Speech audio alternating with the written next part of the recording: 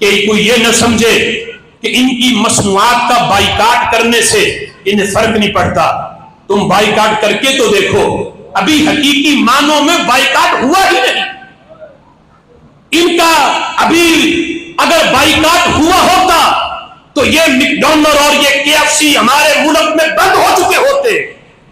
ایک دن بھی یہ خسارہ برداشت نہ کرتے، بند ہو جاتے.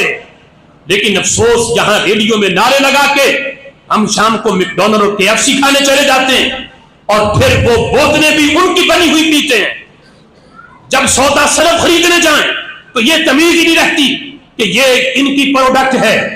اس لیے ہماری سب سے بڑی ذمہ داری یہ ہے، اگر ہم انہیں جانی نقصان مار نہیں سکتے تو انہیں مالی نقصان پہنچائیں، ان کی پروڈکٹ کا بائیکاٹ کریں اور بالکل ان کی جتنی مصنوعات ہیں بڑی بڑی خراب ہوتی ہیں دکانوں پہ تو ہو جائیں، کوئی ان کا خریدار نہ ملے. یہ ہے مسلمانوں کا حق. کیا آپ ان کی پروڈکٹ کا حقیقی معنوں میں بائیکاٹ کریں گے؟